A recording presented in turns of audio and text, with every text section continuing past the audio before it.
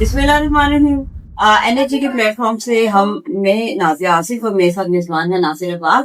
आज बहुत अहम किस्म की जो एक्टिविटी है उस पर हम डिस्कस करेंगे, स्पेशली ईरान अमेरिका इसराइल की जो जंग है उसको खत्म करवाने में इस्लामाबाद का, या स्पेशली हम कह सकते हैं कि पाकिस्तान का जो रोल है उसकी तैयारियां अरूज पर हैं। और सबसे बड़ी डेवलपमेंट जो है हमारे जो हमारे दिफाई सरगर्मियां हैं वो भी अरूज पे हैं। देखा जाए तो हमारे फील्ड मार्शल वजीर दाखिला के साथ जो हैं वो ईरान पहुंच चुके हैं, और दूसरी जानिब वजीर आजम जो हैं वो पाकिस्तान से जो है वो सऊदीया पहुंच चुके हैं। और ये बहुत अहम डेवलपमेंट है, इस हवाले से हम बात करेंगे नासिर से। अच्छा नासिर, ये बताया कि दो बहुत अहम डेवलपमेंट्स हैं, और दूसरी तरफ देखें कि बहुत से ममालिक जो खलीजी ममालिक हैं वो एक दूसरे से राब्ते में भी हैं और वो चाहते भी हैं कि इस जंग का खात्मा हो। इस हवाले से भी आपके पास जो इन्फॉर्मेशन है। जी बहुत शुक्रिया। देखें, आपने जो स्टार्ट में बताया कि हमारी जो सियासी और हस्ती क़यादत है दोनों सालसी के लिए मुतहरिक हैं और मुज़ाकराती अमल को कामयाब बनाने के लिए कोशिश हैं। जैसे कि हमारे वज़ीर आज़म सऊदी अरब पहुंचे हैं तो सेम टाइम पे हमारे army chief field marshal Syed Hashim Munir जो है वो चीफ ऑफ डिफेंस फोर्सेस भी हमारे हैं, तो वो ईरान पहुंचे हैं। और ये दोनों जो है अब या आप जंग का मंजरनामा देखें तो दोनों मुखालिफ ग्रुप्स में खड़े थे। ईरान की तरफ से सऊदी अरब पर हमले भी किए गए थे और उस दौरान ऐसी सिचुएशन थी कि शायद सऊदी अरब उसका जो है रिएक्शन करेगा। और सऊदी अरब हमारा जो है दिफाई इत्तेहादी है, हमने उनके साथ जो है एक एग्रीमेंट कर दिया है कि हम दोनों पे हमला, किसी भी दोनों मुल्कों में से एक पर हमला, दोनों पर हमला तस्वर होगा। ऐसी सूरत हाल में हमारे लिए ये एक मुश्किल चैलेंज था, लेकिन इसके बावजूद पाकिस्तान ने बेहतरीन सफारतकारी और दिफाई सोच का मुजाहरा किया और उन्होंने एतमाद में लिया सऊदी अरब को। और उसके बाद अब ईरान की जब बात आई है तो वजीर आजम पहले गए हैं और उसमें मैं आपको साथ ये भी बताता चलूं कि हमें मुश्किल चैलेंज माली था जो दरपेश था इस वक्त। तो आज सुबह सवेरे सऊदी अरब की जानिब से $2 अरब जो है स्टेट बैंक ऑफ पाकिस्तान के अकाउंट में जमा करवा दिए गए हैं। तो वो इसकी रीजन भी यही थी कि मुत्तहिदा अरब इमारात को हमें पैसे देने थे, $3.5 अरब है, तो वो हमसे मांग रहा था, तो वो हमने उन्हें पे करने थे 1 आध दिन में। तो इस तनाजुर में ये बड़ी अहम पेशरफ्त ये एक अच्छी खबर है। जी। अच्छा नासिर, देखिए जाए कि हमारे प्राइम मिनिस्टर जो है सऊदी अरब के बाद मतलब कतर, और कतर के बाद तुर्की तो बहुत अहम पेशरफ्त है। वो मतलब उनके साथ भी मीटिंग होने जा रही है, उनके भी जो चीजें हैं उनको भी एक प्लेटफॉर्म पे रखा जाएगा। सालसी किरदार में उनकी भी बहुत बड़ा एक अमल होगा। तो इस हवाले से कुछ चीजें हैं जो फर्दर थोड़ी थोड़ी देर बाद डेवलपमेंट हो रही है, हम देख रहे हैं मीडिया स्क्रीन पे भी ये चीजें चल रही हैं।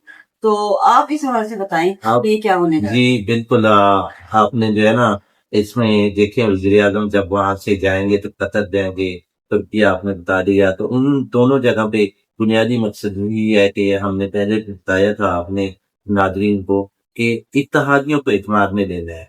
अमेरिका भी अपने इत्तेहादियों को इत्मीनान में लेगा और ईरान भी अपने इत्तेहादियों को इत्मीनान में लेगा, फिर जंग मुमकिन है।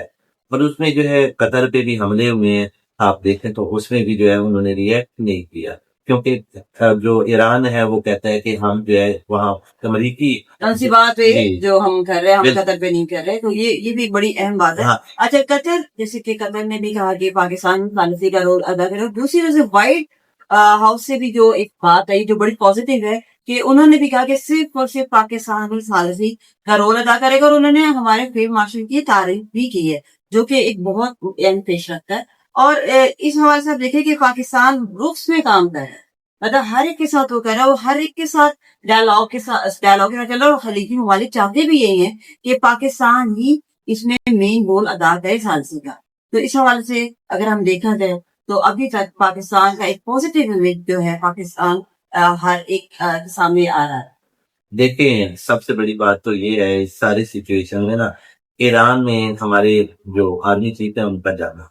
ऐसी सिचुएशन में जब इसराइल जो है ईरान में हर शख्सियत को निशाना बना रहा था, वार जोन है, जंग, वहां किसी वक्त भी हमले का खतरा है। तो इन दो सिचुएशन में पाकिस्तान की कामयाब साजिश ये है कि जब मुज़ाकरात इस्लामाबाद में शुरू हुए थे और ईरान का वफद आया, उस वक्त भी इजरायली हवा की जानिब से जो है ना دھمکیاں دی گئی تھی کہ ہم ان کو نشانہ بنائیں گے. اس کے باوجود پاکستان نے محفوظ طریقے سے انہیں مذاکرات میں لے بھی آئے اور واپس بھی دے اور ان کا جو واپسی کا عمل تھا وہ بھی بہت بہتر طریقے سے تھا. ایران کو اسپیشلی واپس, کیونکہ یہ تو تھا کہ ظاہر ہے جو امریکہ سے ایسے انہوں نے تو اپنا پورا پروٹوکول لیا تھا, جہاز تک وہاں سے آئے تھے, لیکن ایران کو جیسے وہ ایک جہاز میں اور دوسری طرح سے جو ان کی واپسی تھی, جو ان کی ڈائریکشن متعین کی گئی تھی, وہ بھی اسی بھی مثال ملتی ہے کہ اسرائیل جو ہے وہ نہیں چاہتا, کیونکہ سارا عمل اس کا تھا, وہی چاہتا تھا کہ یہ ٹاک جو ہیں کامیاب نہ ہو, تو وہ کوئی نہ کوئی طریقہ ضرور اپناتا تھا اور اس کا بھی خطرہ ہوتا تھا.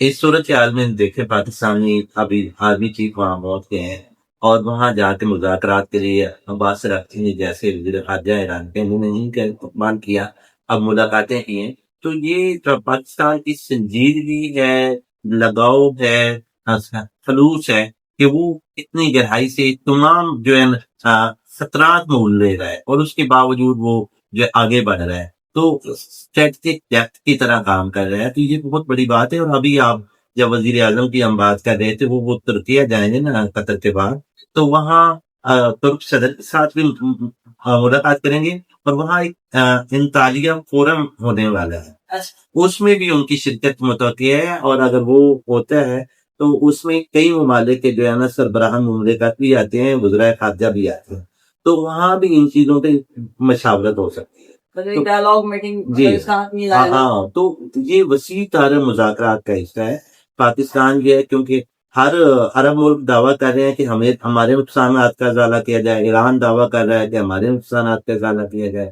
تو ایسی صورتحال میں درمیانی راہ نکالنا جو ہے بہت مشکل عمل ہے اور بہت سنجیدہ عمل ہے. اچھا, اگر دیکھا جائے 21 کو یہ سیز فائر کی جو ڈیٹ ہے, اس کی ڈیڈ لائن ہے, اس سے پہلے متوقع ہے کہ یہ ڈائلاگ کا پروسیس کر لیا جائے.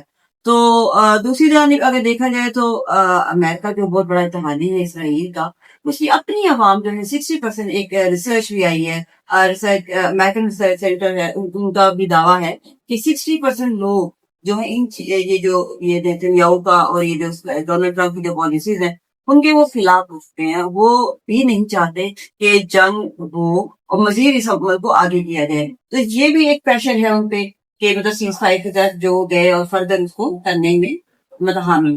ہاں بالکل, یہ آپ صحیح بات ہے کہ وہاں عوام جو ہے وہ احتجاج, لاکھوں میں عوام جو ہے وہ احتجاج کر رہے ہیں, لیکن امریکی صدر جو ہوتے ہیں نا وہ بعض اوقات عوام کی رائے کو مسترد کر دیتے ہیں. تو باقی بھی ملکوں کے سربراہ کرتے ہیں لیکن رائے عامہ کو دیکھتے ہیں. جہاں تک مذاکرات کی آپ کہہ رہی ہیں کہ سیز فائر سے پہلے, ابھی تک تو یہی ہے کہ سیز فائر سے دن بھی آ رہے تھے, کوئی بہت جمعرات کی باتیں ہو رہی ہیں, لیکن سیز فائر سے پہلے کوشش کی جا رہی ہے. دو چیزیں ہیں, یا تو مذاکرات کا عمل اس سے پہلے اسلام آباد میں ہوگا, نہیں تو یہ بھی تجویز مطلب سوشل میڈیا پہ چل رہی ہے یا بعض میڈیا پہ چل رہی ہے کہ 15 روزہ جنگ بندی مزید بڑھانے کی تجویز دے رہا ہے امریکہ.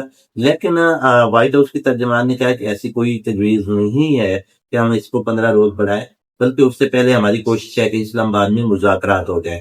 کیونکہ 2 دن پہلے تھی جب امریکی صحافی نے پاکستان میں موجود ہیں, انہوں نے کال کی تھی صدر ٹرمپ سے, ان کی بات ہوئی تھی, تو صدر ٹرمپ نے انہیں کہا تھا 48 گھنٹے میں ہی پیش رفت ہو سکتی ہے. 48 گھنٹے وہی رہے, 48 گھنٹے تو گزر چکے ہیں, لیکن آگے 12 چند روز کی بات ہے کہ اس میں جو ہے یہ چیز جو ہے ہو سکتی ہے. اور بار بار جیسے غیر ملکی میڈیا یا ہمارے اپنے پاکستانی سوشل اکاؤنٹس یا خاص طور پہ انڈین جو ہے یہ پروپیگنڈا کر رہے تھے کہ پاکستانی صحافیوں کے پاس خبر نہیں ہوتی. تو بھائی ہمیں انہیں یہ بتانا چاہ رہے ہیں کہ پاکستانی صحافی ذمہ داری اور ایک حب الوطنی کا رول ادا کر رہے ہیں. اچھا, دوسری طرف دیکھا جائے نہ صرف چائنا بھی ڈائلاگ کی سطح پہ آ چکا ہے, بہت سے جو ممالک ایک سے وابستہ ہیں وہ چاہتے ہیں کہ مطلب پاکستان ہی ثالثی کا رول ادا.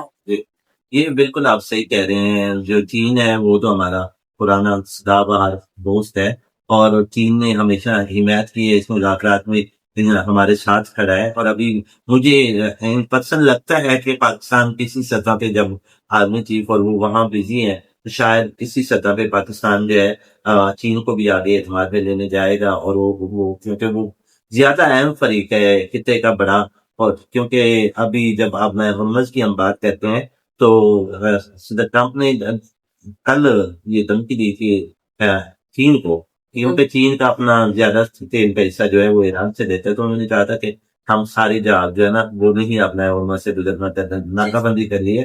تو انہوں نے کہا کہ اگر چین جو ہے ایران سے تیل لے گا یا انہیں اسلحہ دے گا تو ہم جو ہے 50% ٹیرف جو ہے وہ لگا دیں گے مسئلہ. تو ایسی صورت میں جو ہے چین کا بھی جواب آیا، انہوں نے بھی کہا کہ ہم بھی جو ہماری ٹیرف لگائیں گے. تو اس صورت میں یہ اہم کھلاڑی ہیں، یہ ممالک جو ہے نا خلیجی ہو گئے، چین ہو گیا، پاکستان ہے.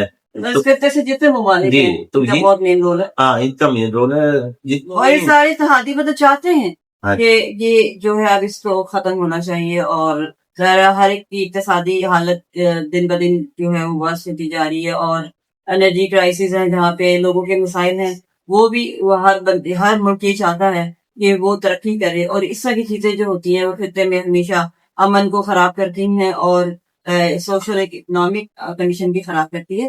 تو ناصر، امید کی جاتی ہے کہ پاکستان اسپیشلی مطلب اس عمل میں جو اس کا جو رول ہے، جو ثالثی کردار ہے، وہ پوری دنیا میں اب نمایاں ہو چکا ہے، اور انشاءاللہ ہم آگے بھی اس طرح کی جو ہمارا رول ہے، جو ہمارا پازیٹیو امیج ہے، وہ دنیا کو جائے گا، اور نہ صرف یہ ایک تاریخ رقم ہوگی. اور اسی طرح کی مزید معلومات کے ساتھ ہم اگلے ویڈیو میں آپ کے ساتھ حاضر ہوں گے. اپنی میزبان نازیہ آصف اور ناصر عباس کو اجازت دیجیے گا. اللہ